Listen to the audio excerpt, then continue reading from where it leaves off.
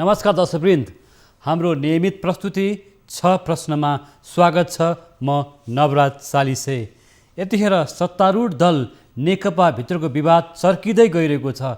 यो विवाद कहाँसम्म पुग्ने हो अहिले अनुमान गर्न सकिएको छैन। तर सत्तारूढ दल नेकपा भित्रको विवाद मिलाउन राष्ट्रपति विद्यादेवी भण्डारी सक्रिय रहेको देखिनु भएको छ र राष्ट्रपति यसरी सक्रिय रहनु अथवा पदीय मर्यादाको बारेमा पनि निकै टीका टिप्पणी भइरहेको छ। एउटा सत्तारूढ दल भित्रको विवाद मिलाउनु के राष्ट्रपति आफै सक्रिय हुनु, राष्ट्रपतिको मर्यादाले ठिक हुन्छ त? अहिले राजनीतिक वृत्तमा अथवा संविधानको क्षेत्रमा विभिन्न खालको टीका टिप्पणीहरू भइरहेको छ र नेकपा भित्रको विवाद चाहिँ जसरी चर्किरहेको छ त्यो विवाद मिलाउन किन राष्ट्रपति आफै सक्रिय हुनु पर्यो भन्ने प्रश्नहरू पनि उठ्न थालेको छ र राष्ट्रपतिको भूमिका चाहिँ कस्तो रहनुपर्ने, मर्यादाक्रम के हुनुपर्ने भन्ने कुरा पनि आइरहेको छ।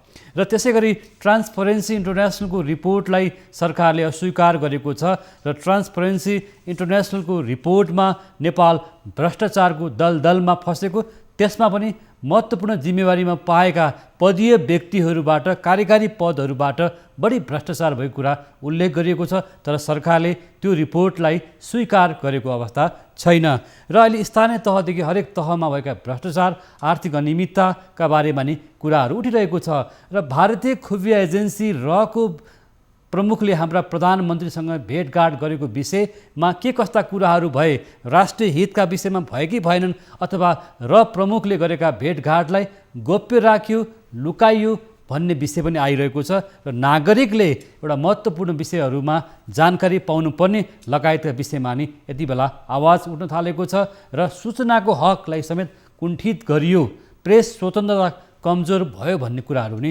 आइरहेको छ। प्रेसको भूमिका, त्यसगरी संवैधानिक निकायहरूको भूमिकाका बारेमा पनि कुराहरू उठिरहेको छ।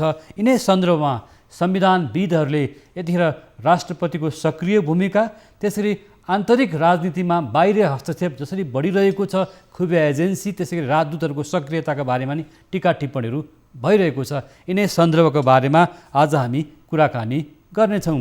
हामीसँग वरिष्ठ अधिवक्ता तथा संविधानविद दिनेश त्रिपाठी अहिले हामीसँग जोडिनु भएको छ। यहाँलाई स्वागत छ। नमस्कार, आरामै हुनुहुन्छ? हजुर, म ठिक छु। हजुर, मैले अहिलेखेरि यहाँसँग कार्यक्रममा केही पृष्ठभूमिमा केही कुरा उल्लेख गरिसकेँ। यतिखेर यहाँले हेर्नु पनि भएको छ, संविधानविद पनि हुनुहुन्छ।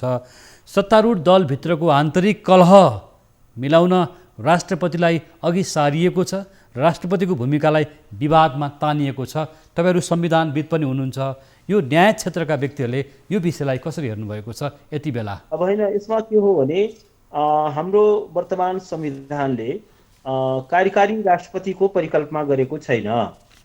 राष्ट्रपतिको भूमिका भनेको एउटा राष्ट्रिय एकताको प्रवर्धन गर्ने, त्यसको सम्वर्धन गर्ने, नेसनल युनिटीको एउटा प्रतीक हो। त्यो एउटा नेसनल युनिटीको एउटा सिम्बल हो, अफिस अफ द प्रेसिडेन्ट। तर अब अहिले हाम्रो राष्ट्रपति महोदयले जुन भूमिका खेल्दै हुनुहुन्छ, महामहिमजीको जुन भूमिका छ त्यो संविधान अनुकूलको छैन। उहाँ संविधानको घेराभन्दा बाहिर आइसक्नुभयो र अहिले राष्ट्रपतिजीको महोदयको जुन क्रियाकलाप छ त्यसले उहाँको अफिसको जुन डिग्निटी हो, त्यसको जुन मर्यादा हो, त्यो चाहिँ अन्डरमाइन भएको छ। त्यसमा चाहिँ व्यापक न्यूनीकरण भएको अवस्था छ। किनभने राष्ट्रपति भनेको एउटा नेसनलाई सिम्बोलाइज गर्छ, राष्ट्रलाई रिप्रेजेन्ट गर्छ। तर उहाँ चाहिँ एउटा पार्टीको राष्ट्रपति हुनुभयो र पार्टीको पनि नभएर एउटा पार्टीभित्रको एउटा गुटको हितलाई सम्वर्धन गर्ने प्रक्रियामा उहाँको सक्रियता देखियो। त्यसकारण राष्ट्रपति महोदयको यो जुन भूमिका छ त्यसले संवैधानिक जुन मर्म छ, संविधानको जुन प्रावधान छ, संविधानको जुन आत्मा छ, संविधानको जुन मुटु छ, त्यसमाथि नै एउटा व्यापक प्रहार भएको छ। किनभने यो कार्यकारी राष्ट्रपतिको परिकल्पना संविधानले गरेकै छैन। उहाँ सक्रिय हुनै मिल्दैन, यसरी राजनीतिक भेटघाट गर्नै मिल्दैन। उहाँले एउटा गुटको हितको साधनको लागि राष्ट्रपति अफिसको प्रयोग हुनै पाइँदैन। त्यो भनेको त यो राष्ट्रपति पदको जुन गरिमा हो, जुन सम्मान हो, एउटा नेसनल युनिटीको हामीले प्रतीक मानेका छौँ। त्यसलाई चाहिँ त्यसले समाप्त गर्छ। किनभने राष्ट्रपति भनेको first citizen of the nation हो र एउटा कन्स्टिट्युसनको जुन मेसिनरी हो त्यसलाई एउटा स्मुथ बनाउने कुरामा कहीँ गम्भीर सङ्कट आएको बेलामा राष्ट्रपतिले तिनवटा भूमिका निर्वाह गर्न सक्छ, जो कि एउटा ब्रिटिस एकजना कन्स्टिट्युसनल एक्सपर्टले भनेका थिए कि जहाँ हेड अफ स्टेट सेरेमोनियल हुन्छ त्यहाँ चाहिँ के छ भने हेड अफ द स्टेटको रोल के हुन्छ भने उसले सरकारको राम्रो कामलाई चाहिँ इन्करेज गर्न सक्छ, right to encourage, right to suggest, र एकदमै राष्ट्रिय हितको अहितै हुन थाल्यो भने चाहिँ वार्न गर्न सक्छ।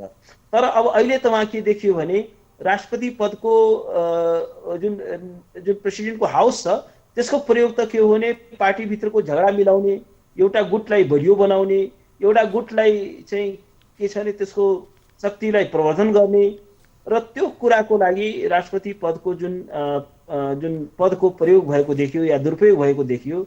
यसले गर्दाखेरि के हो भने हाम्रो संवैधानिक प्रणालीमाथिको यो गम्भीर सङ्कट हो। यदि मुलुकको फर्स्ट सिटिजन, प्रथम सिटिजन चाहिँ राष्ट्रपति हो, जसलाई राष्ट्रपतिले संविधानको पालन गर्नेछ, संविधानको संरक्षण गर्नेछ भन्ने त्यत्रो गम्भीर दायित्व सुम्पिएको छ।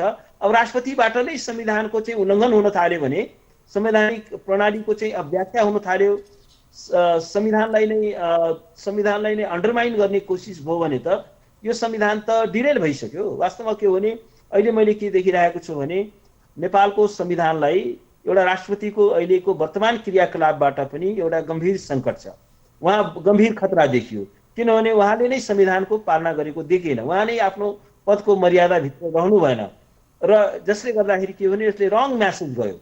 किनभने प्रेसिडेन्टले पनि संविधान नमाने हुँदो रहेछ नि, र उहाँको भूमिकालाई लिएर के छ भने पटक पटक प्रश्न उठेको छ। डे 1 देखि नै, जुन दिनदेखि उहाँ प्रधान राष्ट्रपति हुनुभयो त्यसको केही समयपछि नै उहाँको भूमिकालाई लिएर सार्वजनिक टीका टिप्पणी भइरहेको छ। वास्तवमा के छ भने राष्ट्रपतिको पद भनेको गरिमाको पद हो, सम्मानको पद हो, त्यसको बारेमा यसरी यो टीका टिप्पणी हुने परिस्थिति सृजना हुनु भनेको त्यो दुःखद कुरा हो।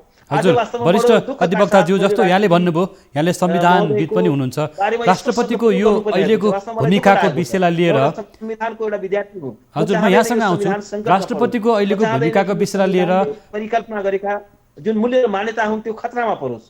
तर आज एउटा दुःखको अवस्था के देखियो भने राष्ट्रपति महोदयबाट नै यो संविधानमाथि खतरा उपस्थित गरियो, किनभने उहाँको क्रियाकलाप चाहिँ के छ भने संविधान मूल्य र मान्यताको खिलाफमा छ। उहाँले यसरी गर्नै मिल्दैन, यसरी प्रयोग हुनै मिल्दैन। एउटा गुटको लागि राष्ट्रपति हो, र त्यो भयो भने एउटा यो संविधान कहाँ रहन्छ? कसले राष्ट्रिय एकताको कसले सम्वर्धन गर्छ? कसले चाहिँ एउटा नेसनल युनिटी कसले कायम गर्छ भन्दाखेरि यो एउटा गम्भीर नेपालको जुन संवैधानिक प्रणाली हो यो गम्भीर जटिलतातर्फ प्रवेश गर्दैछ। यो चाहिँ के भने संवैधानिक सङ्कटको घडी हो, र सबैभन्दा एउटा यसको विडम्बनायुक्त तथ्य के छ भने यो संविधानमाथिको यो आक्रमण, यो खतरा अरू कसैबाट होइन, स्वयं राष्ट्रपति महोदयबाट हुँदैछ। योभन्दा दुःखद कुराहरूको के हुन सक्छ? राष्ट्रपतिको यो भूमिका, अहिलेकै भूमिका कायम रहिरह्यो भने यो पदको गरिमा रहन्छ कि रहँदैन? होइन, यो पदको गरिमा त वास्तवमा समाप्त भइ नै सक्थ्यो, किनभने राष्ट्रपति महोदयको क्रियाकलापले नै, हरेक क्रियाकलाप, उहाँ पार्टी, अब त्यो त कसो भने शीतल निवास त्यो चाहिँ एउटा चाहिँ राष्ट्रपतिको अफिस हो, जसले चाहिँ एउटा नेसनल युनिटीको प्रतीक हो, कि एउटा दलको राजनीतिक अफिस हो? किनभने अब पार्टीको अफिस पनि त्यही हुने, प्रधानमन्त्री पनि जतिखेर त्यतिखेर गएर राष्ट्रपति महोदयलाई भेट्ने, जतिखेर पार्टीका अरू नेताहरू पनि भेट्ने, जतिखेर पनि राष्ट्रपति कार्यालयबाट बोलावट हुने दलका नेताहरूलाई, र त्यहाँ चाहिँ के छैन, कुनै नेसनल युनिटीको कुरो छैन, कुनै गम्भीर राष्ट्रिय स्वार्थको कुरो पनि छैन। त्यहाँ के कुरा हुने गर्छ भने यो कसरी अहिलेको एउटा नेकपाभित्रको एउटा गुटलाई कसरी शक्ति सम्पन्न बनाउने, कसरी चाहिँ के छैन, यो जुन अहिले नेकपाभित्रको जुन खरिद बिक्रीको राजनीति छ, जुन तोडफोडको राजनीति छ, त्यो तोडफोडको राजनीतिमा कसरी प्रधानमन्त्रीको गुटलाई कसरी बलियो बनाउने हो, त्यो प्रक्रियामा उहाँको जुन संहिता देखियो, वास्तवमा के छ भने त्यो अत्यन्त आपत्तिजनक छ, अत्यन्त अशोभनीय छ। र वास्तवमा भन्यो भने this is a matter for national shame, राष्ट्रको लागि एउटा गम्भीर यो लज्जाको विषय हो। जस्तो यहाँले भन्नुभयो राष्ट्रपतिको अहिलेको भूमिकालाई लिएर यहाँ जस्तो संविधानविदहरूले भन्नुपर्दा यो संवैधानिक रूपमा यसको परिभाषाहरू कसरी गर्नुहुन्छ? जुन यहाँले भन्नुभयो संवैधानिक सङ्कट आउन सक्छ, राष्ट्रपति भनेको राष्ट्रको प्रतीक हो, त्यस राष्ट्रिय प्रतीक एउटा राष्ट्रिय गरिमा बोकेको व्यक्ति नै विवादमा मुछिँदा त एउटा संवैधानिक सङ्कट अथवा जटिलता पनि आउन सक्छ? होइन, जटिलता आउन सक्छ। जस्तो एउटा अहिले त यसै पनि यो एउटा प्रश्न चिन्ह उठ्यो। तर एउटा कुरा म तपाईँलाई केही महिना अगाडि प्रधानमन्त्रीले एउटा चाहिँ मन्त्री परिषदले एउटा चाहिँ अध्यादेश चाहिँ पास गर्यो। राजनीतिक दल चाहिँ तोड्न सक्ने, राजनीतिक दललाई तोड्नलाई सहज हुने गरी त्यो एउटा चाहिँ अध्यादेश पास भयो। एउटा चाहिँ संवैधानिक परिषदको बैठकका बारेमा चाहिँ एउटा अध्यादेश पास भयो।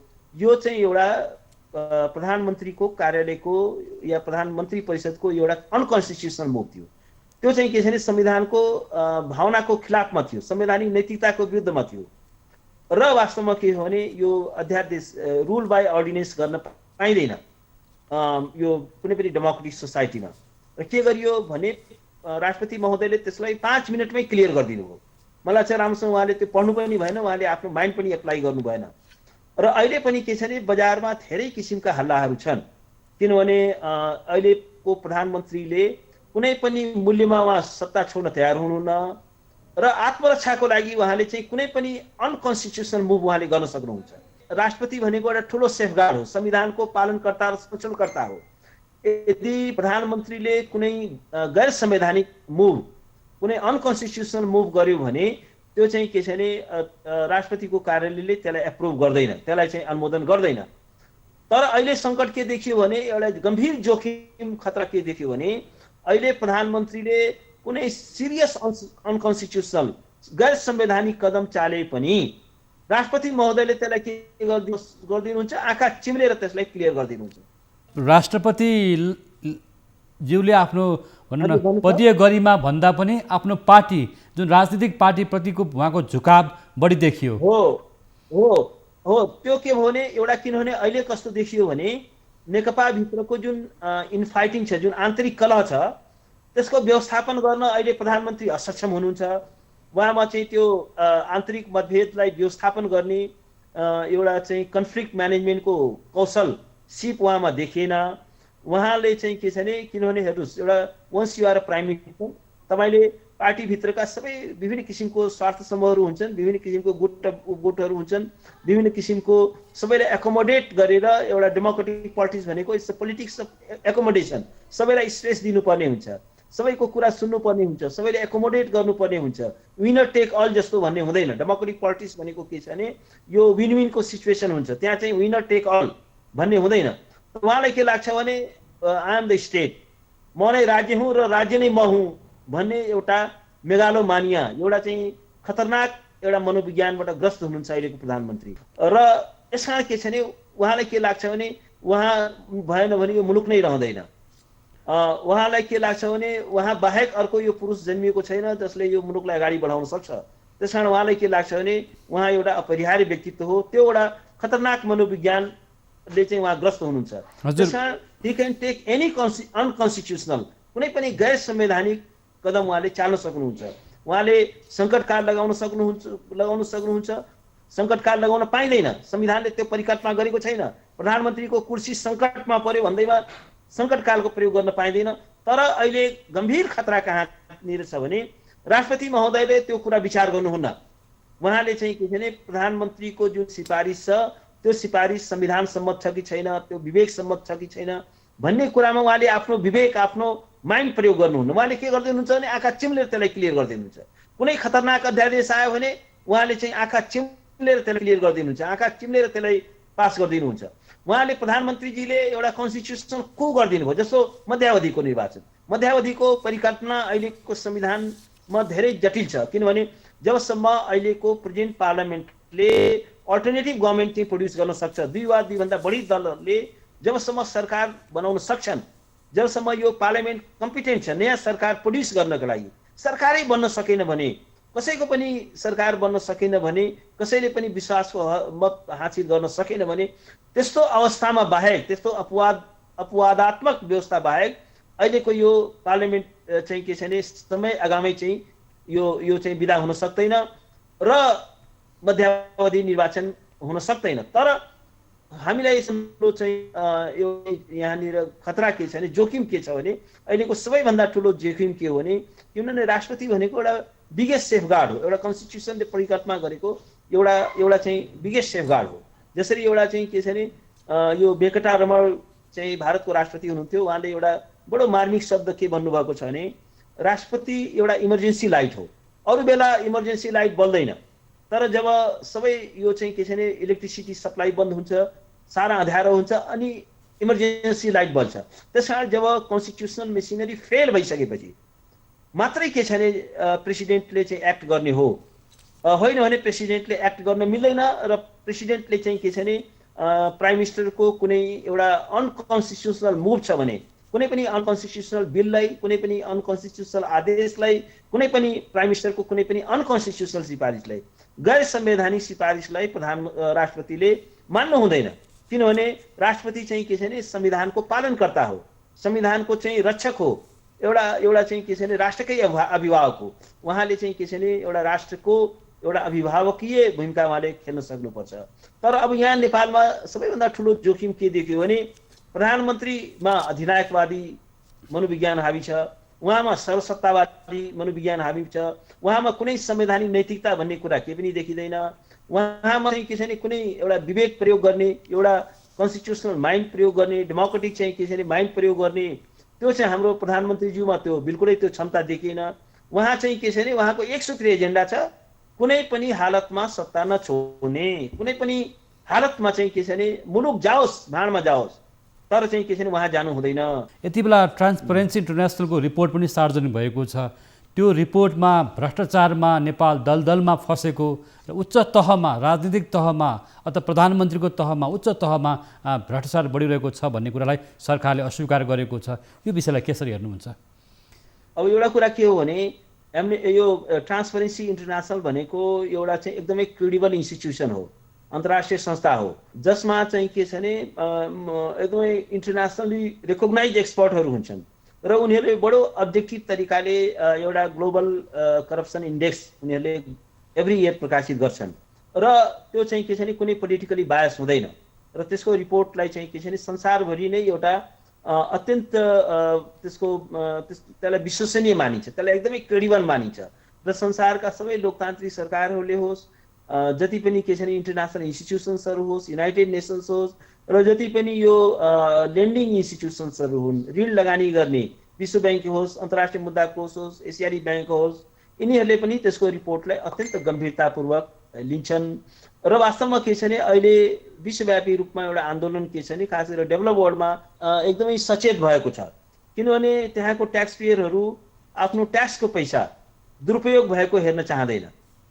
ट्याक्स पेयरहरू चाहिँ के छ भने आफ्नो पैसाको सदुपयोग गर्न चाहन्छन् र उनीहरू आफ्नो ट्याक्सको पैसा पुवर कन्ट्रिजहरूमा, नेपाल त वास्तवमा डेभलपिङ कन्ट्री पनि होइन, लिस्ट डेभलप कन्ट्रीको सूचीमा पर्छौँ हामी, त्यसले नेपालको चाहिँ अन्तर्राष्ट्रिय प्रतिष्ठामा चाहिँ धेरै ठुलो क्षति पुगेको छ र नेपालको चाहिँ के छ भने जुन ट्याक्स छ त्यसमा सबैभन्दा ठुलो कन्ट्रिब्युसन भनेको फरेन एउटा एडको छ, ऋणको छ, अनुदानको छ, सफ्ट लोनको छ र अब चाहिँ के छ भने यस्तो खालको रिपोर्ट प्रकाशित हुँदाखेरि यो चाहिँ के छ भने नेपालको चाहिँ फरेन एडको चाहिँ फ्लो चाहिँ एकदमै न्यूनीकरण हुन सक्छ। एउटा कुरा जस्तो ट्रान्सपरेन्सी रिपोर्ट चाहिँ प्रायोजित छ। कुरा के छ भने, अब हास्यास्पद कुरा के छ भने यो चाहिँ के छ भने ट्रान्सपरेन्सी इन्टरनेसनलको जुन रिपोर्ट हो स्टडी गरेर निकालेको छ, त्यसलाई यो सरकारले मैले खारिज गरेँ, म मान्दिनँ भनेको त के छ भने त्यो त एउटा बनमिचाइ हो, त्यो त हास्यास्पद हो। त्यसको कुरा गर्नु भनेको आफ्नो एउटा नैतिक दिवालियापन प्रस्तुत गर्नु हो, आफ्नो बौद्धिक दिवालियापन प्रस्तुत गर्नु हो र यसबाट के देखिन्छ भने morally this government has become a bankrupt. अलिकति पनि नैतिकता छैन। कमसेकम के छ भने यसलाई एक्सेप्ट गरेर ठिक छ यसमा हामी यो सुधार गर्छौँ, यो करप्सन किन बढ्यो त्यसको रुट कज के हो, त्यसलाई चाहिँ के छ भने हामी केलाउँछौँ, यसलाई हामी एड्रेस गर्छौँ, सम्बोधन गर्छौँ भन्ने पो हुनुपर्छ। तर एउटा कुरा के देखियो भने त्यसमा क्लियरली भन्यो प्रधानमन्त्री नै करप्टहरूको चाहिँ के छ भने संरक्षक भएर निस्किनु हो, उहाँ नै चाहिँ के छ भने करप्टहरूलाई डिफेन्ड गर्दै हुनुहुन्छ। त्यो कुरा हामीले पनि त थाहा छ नि, यो कुरा त राष्ट्रलाई पनि थाहा छ कि उहाँले सारा करप्टहरूलाई चाहिँ के छ भने डिफेन्ड गर्दै हिँड्नुहुन्छ। उहाँले चाहिँ के छ भने करप्टको म भ्रष्टको म अनुहार हेर्दिनँ भन्नुहुन्छ। सारा वरिपरि उहाँ भ्रष्ट बाहेक अरू कोही पनि छैन। जो अलिकति इमान्दार मान्छेले उहाँको दरबारमा इन्ट्री नै पाउँदैन। हजुर, एउटा प्रश्न, अर्को प्रश्न पनि, जुन यहाँले भन्नुभयो राष्ट्रपतिको कार्यालय नै पार्टीको कार्यालय जस्तो भयो, त्यो नि एउटा पक्षलाई बचाउनको लागि हजुर। खोलिएको कार्यालय जस्तो भन्नुभयो भनिरहँदा एउटा कुरो, मुलुकमा यति बेला केही गम्भीर प्रश्नहरू उठ्न थालेको छ। सत्तारूढ दल नेकपाभित्र आफ्नै विवाद चलेको लामो समय भइसकेको छ। त्यो विवाद कहिलेसम्म जाने त्यो श्रृङ्खला धेरै भन्न मान्छेले सकिँदैन। बोलेको एउटा जस्तो कुरा आयो नि। म एउटा कुरा यहाँ राख्न चाहेँ। अर्को कुरा, अर्कोतिर पूर्व राजावादीहरू अथवा पूर्व राजावादीहरू सक्रिय भइरहेको अवस्था छ। यो दुईवटा विषय, सत्तारूढ दलभित्रको विवाद, त्यसरी एउटा राष्ट्रपतिको सक्रियता भूमिकाको बारेमा विभिन्न टिका टिप्पणी भइरहनु र राजावादीहरू पनि सलबलाउन थाल्नुलाई राजनीतिक वृत्तमा अर्थपूर्ण रूपमा हेर्न थालिएको छ नि त। होइन, एउटा चाहिँ के छ भने यसको दुईटा पार्ट छ। पहिलो पार्ट त के छ भने अहिलेको कन्टेस्टमा राजाको कुनै सान्दर्भिकता छैन। राजाले कुनै यो देश बचाउन सक्दैन। हिजो चाहिँ हामीले राजाको शासन भोगेकै हो, राजाको सक्रिय नेतृत्व पनि शासन पनि भोगेकै हो। हिजो कुनै गुड गभर्नेन्स थिएन। हिजो के छ भने नेपाल एउटा चाहिँ के छ भने पोभर्टीमा जाकिएको थियो। पिपुलले फ्रिडम पाएको थिएन। नागरिक अधिकार र स्वतन्त्रताहरू कुल्चिएको थियो। यही किङ ज्ञानेन्द्रले नै इन्टरनेट समेत काटेर उनले कु गरेको होइन र त्यस कारण के छ भने अहिलेको कन्टेस्टमा 21st सेन्चुरीमा अहिले चाहिँ के छ भने यो राजतन्त्रको नेपालमा राजा चाहिन्छ, राजाले नै देश बचाउन सक्छन् भन्ने कुराको कुनै यसको औचित्य छैन। त्यो चाहिँ त्यो काम लाग्दैन। तर एउटा कुरा म के भन्छु भने अहिले किन यत्रो ठुलो मान्छेहरू सङ्ख्यामा सडकमा ओर्ले। अब हिजो यिनै मान्छेहरू चाहिँ के छ भने गणतन्त्रको आन्दोलनमा सरिक भए। हिजो यिनै मान्छेहरू गणतन्त्रको आन्दोलनमा सरिक भए। आज किन यिनै मान्छेहरूको चाहिँ मन किन फर्कियो भन्दाखेरि यो चाहिँ के भयो भने अहिलेको जुन शासकहरू छन् उनीहरूले गरेको जुन भ्रष्टाचार छ, बेपीति छ, जुन कुशासन छ र जुन चाहिँ के छ भने एउटा सिन्डिकेट बनाएर आफ्नै एउटा सिन्डिकेटले शासन गरेको छ। वास्तवमा अहिले चाहिँ कुनै लोकतन्त्र छैन, कुनै गणतन्त्र छैन। गणतन्त्र के भन्ने यो अर्को राजतन्त्र र पार्टीको झगडा मिलाउँदै हुनुहुन्छ, पावर एक्सर्साइज गर्दै हुनुहुन्छ। पार्टीको आन्तरिक राजनीतिमा, गभर्मेन्टको आन्तरिक राजनीतिमा उहाँको चाहिँ हस्तक्षेप भन्दाखेरि चाहिँ कसलाई मन्त्री बनाउने कसलाई नबनाउने कुरामा उहाँको पनि से छ। जसरी हिजो दरबारबाट मन्त्रीहरूको लिस्ट आउँथ्यो, अहिले पनि त्यस्तो हुन्छ। अहिले पनि उहाँले मेनिपुलेट गर्नुहुन्छ। ठुल्ठुला नीतिलाई उहाँले पनि प्रभावित गर्नुहुन्छ। त्यस कारण के छ भने वास्तवमा के हो भने अहिले वास्तवमा त्यस कारण यसको एउटा अर्को पार्ट के छ भने कि जुन यो अहिलेको जुन ब्याड गभर्नेन्स छ, जुन कुशासन छ, जुन भ्रष्टाचार छ, त्यसको विरुद्धको पनि यो आक्रोश हो। यो राजा आउँछ भन्ने कुरामा कसैलाई विश्वास छैन। राजा ल्याउन सम्भव पनि छैन, आउँदा पनि आउँदैन।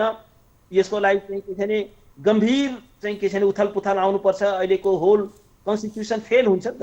कन्स्टिट्युसन फेल भयो भने अर्को कुन प्रक्रियाले संविधान लेख्ने? 10औं वर्ष लाग्यो, 20,000 मान्छेको चाहिँ हत्या भयो, 17,000 मान्छेको हत्या भयो। अनि के छ भने गणतन्त्र स्थापना भयो, नयाँ संविधान लेखियो र एउटा जटिल प्रक्रियाबाट संविधान लेखियो। अब चाहिँ के छ भने त्यो कुरा सम्भव छैन। तर के छ भने यो जुन सडकमा जुन नारा लागेको छ यसमा चाहिँ के छ भने मिक्स ग्रुप छ। यसमा चाहिँ के छ भने एउटा असन्तुष्टको जस्तो राजावादीहरू सक्रिय रहिरहँदाखेरि यहाँले भन्नुभएको जस्तो राजावादीहरू पनि सक्रिय हुन थाल्ने र संवैधानिक सङ्कटहरू पनि आउन थाल्ने हो भने वास्तवमा भन्ने हो भने यो आम नागरिकहरूको बुझाइ के हुन्छ भने शासकको जुन चाहिँ असफलता हुन्छ, उसले गरेका जुन बदमासी हुन्छ, उसले गरेका जुन चाहिँ ठगैती हुन्छ, उसले गरेको कुशासन भ्रष्टाचार, त्यसलाई के ठान्छ भने यो लोकतन्त्रले गर्दा भएको हो। तर त्यो लोकतन्त्रले गर्दा भएको होइन। एउटा भनाइ के छ भने the ills of democracy can be cured by no democracy. लोकतन्त्रको खराबीलाई अझ बढी लोकतन्त्रद्वारा सच्याउन सकिन्छ। अहिलेको जुन समस्या नेपालमा देखिन्छ कुशासनको र भ्रष्टाचारको छ, यो गणतन्त्रले ल्याएको समस्या होइन, यो चाहिँ लोकतन्त्रले ल्याएको समस्या होइन। यो चाहिँ there is a lack of democracy, there is a lack of accountability. र वास्तवमा के छ भने राष्ट्रपति नै एउटा राजा जस्तो बिहेभ गरेको कारणले आएको छ। डेमोक्रेसीले ल्याएको होइन यो। डेमोक्रेसीको लोकतन्त्रको कमीले ल्याएको हो। किन लोकतन्त्र भनेको के हो भने निर्वाचनमा भोट हाल्नु मात्रै लोकतन्त्र होइन। लोकतन्त्र भनेको के हो भने the government must be accountable, सरकार चाहिँ उत्तरदायी हुनुपर्छ, पारदर्शी हुनुपर्छ र चाहिँ के छ भने सुशासन हुनुपर्दछ हजुर। र there must be accountable exercise of power. यतिखेर मन्त्री परिषदको निर्णय थाहा हुँदैन प्रेसलाई, हजुर, मिडियामा आउँदैन र राष्ट्रपतिको कार्यालयले त्यसै गरी प्रधानमन्त्री कार्यालय कुराहरू अपारदर्शी छ भन्ने कुरा पनि देखियो। र पछिल्लो पटक सत्तारूढ दलभित्रै बढी विवाद आइरहेको विषय के छ भने भारतीय खुफिया एजेन्सी रका प्रमुखले मध्यरातमा हाम्रा प्रधानमन्त्रीसँग के कुरा गरे अथवा के कुरा भयो भन्ने विषयले निकै चाहिँ चर्चा पाइरहेको छ। कमसेकम सूचनाको हक मौलिक हक पनि हो, नागरिकहरूले सूचना पाउनै गाह्रो छ। अहिले म तपाईँलाई के भन्छु भने यो विषयलाई कसरी हेर्नुहुन्छ? कार्यालय पनि एकदमै अपारदर्शी तरिकाले काम गर्दैछ। वास्तवमा के छ भने राष्ट्रपति महोदयले कसलाई भेट्नु हो, कोसँग के कुरा भयो भन्ने कुराको बारेमा चाहिँ के छ भने प्रेस नोट आउनुपर्छ। People has every right to know. President चाहिँ के छ भने अफिस भनेको एउटा सार्वजनिक पद हो। त्यसै गरी प्रधानमन्त्रीले कसलाई भेट्छन्, जस्तो भनौँ न प्रधानमन्त्रीले यो बिचमा निकै अपारदर्शी भेटहरू गर्नु हो। उहाँलाई चाहिँ के छ भने राजदूतहरूले राति 10 बजे पनि भेट्न पाउँदो रहेछ। त्यो चाहिँ कुन प्रोटोकलले दिन्छ? उहाँलाई जासुसले पनि भेट्न पाउँदो रहेछ। के एउटा प्रधानमन्त्रीको प्रोटोकल चाहिँ एउटा राष्ट्रपतिले भेट्ने हो? के राष्ट्रपति र जासुसको प्रोटोकल एउटै हो? के प्रधानमन्त्री र राजदूतको प्रोटोकल एउटै हो? आउट अफ वे गएर एउटा राजदूतले जतिखेर भयो त्यतिखेर भेट्न पाउँछ। र त्यसमा पनि के छ भने परराष्ट्र मन्त्रालयको एउटा चाहिँ कोड अफ कन्डक्ट छ। जबसम्म चाहिँ के छ भने पहिला चाहिँ प्रपर च्यानल आउनु पर्यो। राष्ट्रपतिलाई भेट्न होस् या प्रधानमन्त्रीलाई भेट्न होस्, कुनै पनि राजदूतले भेट्न चाहन्छ भने पहिला परराष्ट्र मन्त्रालय थ्रो आउनु पर्यो। त्यो प्रपर च्यानलबाट आउनु पर्यो। के का लागि भेट्न लागेको हो त्यो सबै कुरा चाहिँ ट्रान्सपेरेन्ट हुनु पर्यो। र कुनै पनि राष्ट्रपति होस् या प्रधानमन्त्री कुनै पनि एउटा विदेशीलाई भेट्छ भने त्यो परराष्ट्र मन्त्रालयको कर्मचारीहरू त्यहाँ नोट टेकिङको लागि हुनुपर्छ। त्यसको अब्सेन्समा, त्यसको अनुपस्थितिमा भेट्न पाउँदैन। र वास्तवमा के छ भने जब प्रधानमन्त्रीजीले राजदूतलाई यहाँ भेटिरहनु भएको छ, कुनै परराष्ट्र मन्त्रालयको चाहिँ कर्मचारी छ, राष्ट्रको अहितमा कुराहरू हुन सक्छ नि। र यो जासुसले भेट्दाखेरि कोही कर्मचारी छ, मन्त्रालयको कोही अधिकारी छ भन्दाखेरि यो त गम्भीर एउटा चाहिँ के छ भने वास्तवमा यो त नेपालको जुन सार्वभौम सत्ता हो त्यसको पनि ठुलो बेइज्जती हो। र वास्तवमा के छ भने यस्तो बेलामा एउटा गम्भीर खतरा के हुन्छ भने नेपालका भाइटल नेसनल इन्ट्रेस्टहरू कम्प्रोमाइज हुन सक्छ। नेपालको चाहिँ भाइटल नेसनल इन्ट्रेस्टहरू चाहिँ लेनदेनको विषय बनाउन सक्छ। एउटा पार्टिजन इन्ट्रेस्टको लागि प्रधानमन्त्रीले आफ्नो कुर्सी टिकाउनको लागि विदेशी शक्तिहरूसँग एउटा लेनदेन गर्न सक्छ। नेपालको भाइटल इन्ट्रेस्टहरूलाई चाहिँ कम्प्रोमाइज गर्न सक्छ। र वास्तवमा के छ भने यो भनेको यस्तो कुरा कुनै पनि एउटा लोकतान्त्रिक मुलुकमा यो एक्सेप्टेबल हुँदैन। र एउटा सार्वभौम सत्ता सम्पन्न राष्ट्रको चाहिँ के छ भने जुन गरिमा हो, जुन सम्मान हो, त्यसको चाहिँ के छ भने एगेन्स्टमा हो। के हाम्रो राजदूतले चाहिँ के छ भने छिमेकी देशहरूमा यसै गरी जतिखेर पायो त्यतिखेर त्यहाँको राष्ट्राध्यक्षलाई, राष्ट्रिय सरकार प्रमुखलाई भेट्न सक्छ? के त्यहाँको मन्त्रीलाई पनि जतिखेर पायो त्यतिखेर भेट्न सक्छ? त्यहाँको एउटा चाहिँ विदेश मन्त्रालयको चाहिँ के छ भने आफ्नो लेभलको कर्मचारीलाई भेट्नलाई कति मेहनत लाग्छ, कति लेखापढी गर्नुपर्छ, कतिवटा उसबाट चाहिँ क्लियरेन्स लिनुपर्ने हुन्छ। त्यस कारण के छ भने एउटा संयुक्त राष्ट्रसङ्घले के भन्छ भने देशको आकार सानो हुनसक्छ, ठुलो हुनसक्छ, जनसङ्ख्या धेरै हुनसक्छ, थोरै हुनसक्छ, जियोग्राफिकली सानो ठुलो हुनसक्छ। तर अन्तर्राष्ट्रिय कानुनले के भन्छ भने सोभरेन इक्वालिटीको प्रिन्सिपलमा विश्वास राख्छ। हजुर, चीन हामीभन्दा धेरै ठुलो होला, भारत हामीभन्दा धेरै ठुलो होला, जनसङ्ख्या पनि धेरै होला, तर चाहिँ के छ भने हामी एउटा इक्वल हौँ, हामी चाहिँ समान छौँ, हामी दुइटै सार्वभौम सत्ता सम्पन्न राष्ट्रहरू हौँ। यहाँले धेरै महत्त्वपूर्ण र संवैधानिक सङ्कट र संविधानका व्यवस्थाहरूको बारेमा व्याख्या गरिसक्नु भएको छ। र अन्तिममा यहाँ संविधानविद पनि हुनुहुन्छ र वरिष्ठ अधिवक्ता पनि हुनुहुन्छ। अहिले राष्ट्रपतिको भूमिका र त्यसै प्रधानमन्त्री कार्यालयको भूमिका अथवा राष्ट्रपति कार्यालयको भूमिका विवादमा परेको कुरा बताइसक्नु भएको छ। यसले के कस्ता संवैधानिक सङ्कट आउन सक्छ? राष्ट्रपतिको भूमिका बारेमा संसदमा कुरा उठ्न सक्छ कि सक्दैन? जस्ता कुराहरू, एक दुईवटा कुराहरू अन्तिममा केही भन्न चाहनुहुन्छ?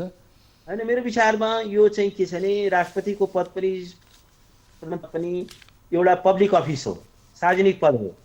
र यस कारण के छ भने यसको बारेमा अहिले जुन यो उहाँहरूको भूमिकाका सम्बन्धमा, राष्ट्रपति महोदयको भूमिकाका सम्बन्धमा गम्भीर छलफल हुनु जरुरी छ, गम्भीर राष्ट्रिय छलफल हुनु जरुरी छ। अब पार्लियामेन्ट हेर्नुहोस् न, अहिले वास्तवमा के छ भने अहिलेको प्रधानमन्त्री महोदयले पार्लियामेन्ट्री सिस्टमलाई डिफाल्ट गरिसक्नुभयो, किनभने पार्लियामेन्टको सेसनै बोलाउनुहुन्न। उहाँ पार्लियामेन्टको सेसन बस्न पाएको हुँदैन, त्यो सेसन अन्त्य गरिदिनुहुन्छ। र वास्तवमा के छ भने अहिले नेसनको प्रब्लमलाई छलफल गर्ने ठाउँै छैन। र पार्लियामेन्ट भनेको चाहिँ के छ भने एउटा vibrant institution, it's a temple of democracy, लोकतन्त्रको एउटा चाहिँ के छ भने मन्दिर हो। त्यहाँ चाहिँ के छ भने यो कुराहरू छलफल हुनु पर्थ्यो, तर अहिले पार्लियामेन्ट नै छैन। यो कस्तो लोकतन्त्र हो जहाँ चाहिँ के छ भने जनप्रतिनिधिहरूलाई आज भूमिकाविहीन बनाइएको छ। आज उनीहरूको कुनै भूमिका छैन, सडकमा हिँडिरहेको छन्, हामीसँग गुनासो गर्छन्, हामीले भन्छौँ तपाईँहरूले बोलिदिनु पऱ्यो। मैले भने तपाईँहरू सांसद हुनुहुन्छ, तपाईँहरूले बोल्नुहोस् न। उहाँ भन्छ होइन हाम्रो कुरा कहीँ सुनिँदैन, संसद पनि छैन, संसदै भएको बेला पनि हामीले त्यहाँ समय पाउँदैनौँ भन्दाखेरि के छ भने आज यो कस्तो लोकतन्त्र हो जहाँ जनप्रतिनिधिहरूलाई भूमिकाविहीन तुल्याएको छ, पार्लियामेन्टलाई भूमिकाविहीन तुल्याएको छ, संसदलाई चाहिँ कामै दिएको छैन, बिजनेसै दिएको छैन। र प्रधानमन्त्रीले चाहिँ के छ भने एउटा निरङ्कुश ढङ्गले उहाँ चाहिँ कार्य गर्दै हुनुहुन्छ। उहाँलाई चाहिँ के छ भने कुनै अङ्कुश छैन, एउटा सर्वसत्तावादी ढङ्गले काम गर्दै हुनुहुन्छ। यत्रो चाहिँ करप्सन छ, यत्रो स्क्यान्डलहरू आएको छ, यत्रो चाहिँ राष्ट्रिय सङ्कटहरू आएको छ, तर चाहिँ के छ भने आज पार्लियामेन्टको सेसन छैन, पार्लियामेन्ट बोलाइएको छैन र त्यहाँ कुनै विषयमा छलफल हुन सक्दैन। आज राष्ट्रपति महोदयबाट जसरी चाहिँ के छ भने अनकन्स्टिट्युसनल कार्य हुँदैछ, भोलि चाहिँ के छ भने प्रधानमन्त्रीले कुनै पनि अनकन्स्टिट्युसनल मुभ गर्न सक्नुहुन्छ। यो गम्भीर खतरा छ, गम्भीर आशंका छ। त्यस्तो चाहिँ अनकन्स्टिट्युसनल मुभमा राष्ट्रपति महोदयले ओके गरिदिनु होला भन्ने खतरा छ। अहिले पार्लियामेन्ट पनि छैन, पार्लियामेन्टमा चाहिँ के छ भने छलफल हुने अवस्था पनि छैन, पार्लियामेन्टको सेसन पनि किन बोलाइँदैन। बेलायतमा के हुन्छ भने पार्लियामेन्टको सेसन अलवेज अन, जहिले पनि पार्लियामेन्टको सेसन अन हुन्छ, पार्लियामेन्ट चाहिँ एउटा निरन्तर चलिरहन्छ। किन चलिरहेको छैन, किन पार्लियामेन्टलाई चाहिँ के छ भने अन्डरमाइन गरियो। आज वास्तवमा के छ भने लोकतन्त्रका सबै इन्स्टिट्युसनहरूलाई अन्डरमाइन गरिएको छ। आज पार्लियामेन्टलाई डिफेक्ट बनाइयो, कोर्टलाई प्यारालाइज गरियो, भ्रष्टाचार छानबिन गर्ने जुन इन्स्टिट्युसन्सहरू छन् त्यसलाई चाहिँ के छ भने प्यारालाइज गरियो, चाहिँ के छ भने पक्षाघात लागेको अवस्था छ। अहिलेको संवैधानिक प्रणालीमा गम्भीर सङ्कट छ, गम्भीर जोखिम छ र वास्तवमा के छ भने this is A high time. अब सबै नागरिकले बोल्नु आवश्यक छ, आवाज उठाउनु जरुरी छ। We have to speak up our mind र लोकतन्त्रलाई बचाउनु पर्यो, हाम्रा स्वतन्त्रताहरूलाई बचाउनु पर्यो, लोकतान्त्रिक इन्स्टिट्युसन्सहरूलाई बचाउनु पर्यो र अनि बल्ल चाहिँ के छ भने एउटा सार्वभौम सत्ता सम्पन्न। अहिले हेर्नुहोस् नेसनल इन्ट्रेस्टको खिलाफमा कति कामहरू भइरहेको छन्, कति अपारदर्शी ढङ्गले चाहिँ के छ भने कामहरू हुँदैछ। त्यस कारण के छ भने यो सबै कुरालाई चेक गर्ने भनेको एउटा डेमोक्रेटिक प्रोसेसलाई चाहिँ के छ भने भाइब्रेन्ट बनाउनु पर्ने आवश्यकता छ, टटकारो आवश्यकता छ। हस्, यहाँले महत्त्वपूर्ण समय र संवैधानिक सङ्कट र संवैधानिक व्यवस्था र संवैधानिक जटिलताको बारेमा महत्त्वपूर्ण व्याख्या गरिसक्नु भएको छ। यहाँको समय र अनुभवको लागि धन्यवाद। थ्याङ्क यू सो मच, मलाई बोलाउनु भयो, मलाई आफ्नो विचार राख्ने मौका दिनुभयो, धेरै धेरै धन्यवाद। हस्, यहाँलाई हाम्रो समय दिनुभएकोमा धन्यवाद हो। यति बेला राष्ट्रपति राष्ट्रको आम नागरिकको देश र जनताको एउटा प्रमुख अभिभावक जस्तो व्यक्ति चाहिँ एउटा विवादमा मुचिनु हुँदैन र राष्ट्रपतिको गरिमा आफैमा पनि एउटा महत्त्वपूर्ण छ र राष्ट्रपति नै यदि विवादमा मुचिने हो र सङ्कटमा पर्ने हो भने थप संवैधानिक जटिलता र सङ्कट आउन सक्छ, त्यसले भोलि दुर्घटना निम्ताउन सक्छ। राष्ट्रपतिको कार्यालय कुनै पार्टीको कार्यालय नबनेर एउटा आम देश र जनताको एउटा सर्वोच्च संस्था बनोस् भन्ने पनि टीका टिप्पणीहरू भइरहेको छ। राष्ट्रपतिको भूमिका, त्यसरी नेपालको आन्तरिक राजनीतिमा बाहिरी हस्तक्षेप र सुरक्षाकर्मी र जासुसीहरूको भ्रमणलाई लिएर निकै टीका टिप्पणी भइरहेको अवस्थामा यतिखेर संवैधानिक सङ्कट र जटिलताको बारेमा वरिष्ठ अधिवक्ता तथा संविधानविद दिनेश त्रिपाठीले केही प्रक्षेपणहरू पनि गरिसक्नु भएको छ। समय र विचारको लागि उहाँलाई धन्यवाद। हाम्रो नियमित प्रस्तुति 6 प्रश्नको पनि समय पुरा भएको छ। हामी बिदा माग्छौँ। नमस्कार।